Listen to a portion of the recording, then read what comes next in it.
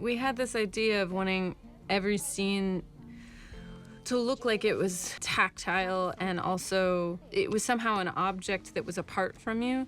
We always talked about wanting it to look like it was printed on paper, and that came from Sam had made these photocopies of photographs and paintings that he hung up in our office during pre-production, and there was a quality to those color photocopies of art that gave it this look. It had lost a layer, so it seemed like a memory, but it also had gained something in being reproduced. And yeah, I remember I said about the music and the way it looked, I kept saying I don't want it to be intravenous. I want it to be away, over there. That it's all happening over there, because sometimes I think with images or music and movies, it's hitting you almost like a virtual reality machine, and I didn't want it to have that quality. I wanted it to be the thing on the screen projected. It's such a, so much of I think the work that we do is I'm expressing something that's not completely logical, and the task is to figure out how to make it physical and to make it work as an actual choice. I mean, the production design Chris did in this looks so great. The house looks so great. Chris Jones, our production designer. And it feels so warm and lived in, and it just makes it seem like a family. It is a family.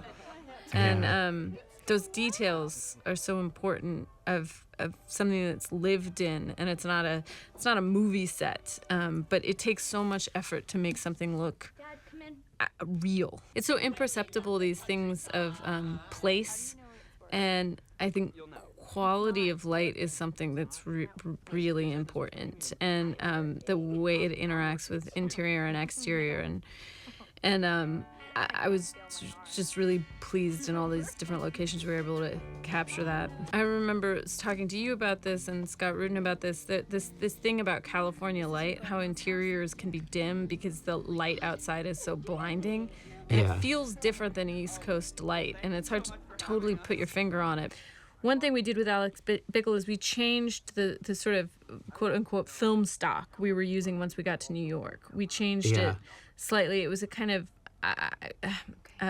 crispier look, or a crunchier look. Yeah. I also think anytime somebody tells me, oh, you absolutely can't do that in a movie, I think, but why? And can we do it? And why? What is that rule for? And, I think I'm not going to quibble with Bresson. He's totally right. But also I feel like when I go to the movies, I'm always excited when I see something where it seems like, oh wait, there are no rules. You can do whatever you want. It's movies, and it can be anything. You can have somebody do a 30-minute monologue at the beginning of your movie, and that's totally fine.